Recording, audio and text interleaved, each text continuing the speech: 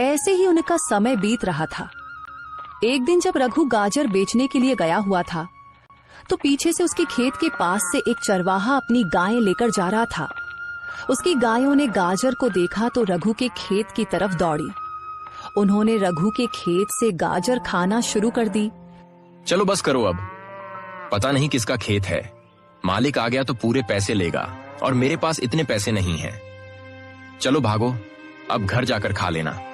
चरवाहे ने गायों को रोकने की बहुत कोशिश की, लेकिन वे नहीं रुकी। उन्होंने थोड़ी ही देर में सारा खेत साफ कर दिया। चरवाहा जल्दी से अपनी गायें लेकर वहां से निकल गया।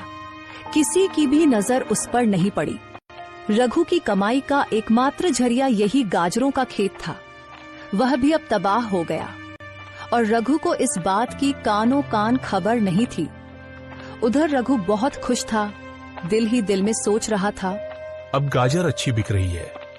मैं कुछ ही दिनों में पैसे जमा करके अपनी बेटी को एक लाल रंग का प्यारा सा सूट ले दूंगा। बहुत समय हो गया है, मैंने कभी उसे नया सूट नहीं दिया क्योंकि और भी खर्चे बहुत होते हैं, लेकिन इस बार मैं पक्का उसे सूट ले दूंगा। ऐसे ही ख्यालों में रघु अपने घर चला जाता है।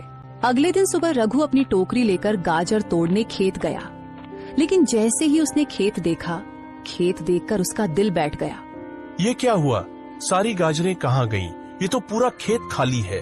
फिर उसने करीब जाकर देखा तो पता चला कि कोई सारी गाजरें खा चुका था। अब वह कौन है इसका रघु को पता नहीं था। रघु बहुत मायूस हुआ।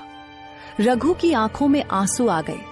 मेरे पास रोटी कमाने का कोई और जरिया नहीं, अब मैं क्या करूं? रघु उदास होकर घर वापस आया। घर पहुंचकर वह बेटी के पास गया।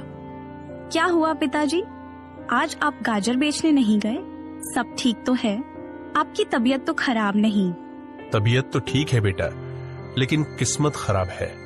जब मैं खेत गया तो देखा कि पूरा खेत खाली है।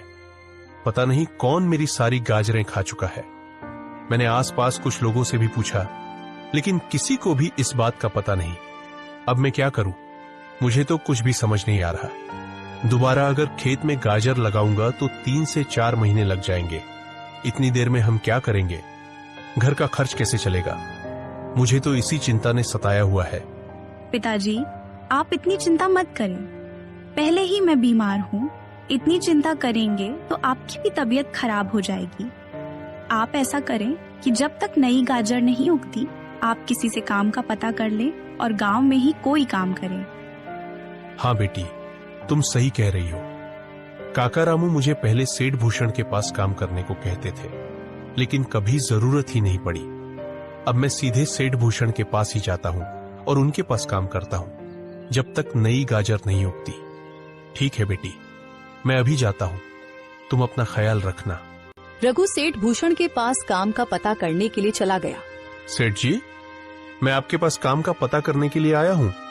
मुझे कोई भी काम दे दीजिए, मैं मन लगाकर काम करूंगा। आपको शिकायत का मौका नहीं दूंगा। क्या हुआ रघु, तुम यहाँ काम ढूंढ रहे हो? तुम्हारी गाजर को क्या हुआ? तुम तो गाजर बेचते थे ना, फिर अचानक आज यहाँ को क्या हुआ? सब ठीक तो है ना? रघु ने सारी बात सेठ भूषण को बता दी। हाँ रघु, किस्मत तो तुम्हारी वाकई बहुत खराब है। अभी 2 दिन पहले ही मुझे एक नौकर की जरूरत थी, जो कि कल ही आया है। अब मुझे किसी और आदमी की जरूरत नहीं है, लेकिन हाँ, अगर मुझे जरूरत होगी तो मैं तुम्हें जरूर बताऊंगा। सेठ जी, मैं बहुत उम्मीद लेकर आपके पास आया हूँ। मुझे कोई भी छोटा सा काम दे दीजिए। दिहाड़ी भी बेझिझक कम दीजिएगा, मैं उफ तक नहीं करूंगा। अरे रघु, अभी काम नहीं है, बोला तो है तुम्हें। जाओ, जब काम होगा तो मैं तुम्हें बता दूंगा। रघु को सेठ भूषण ने कोई भी काम नहीं दिया।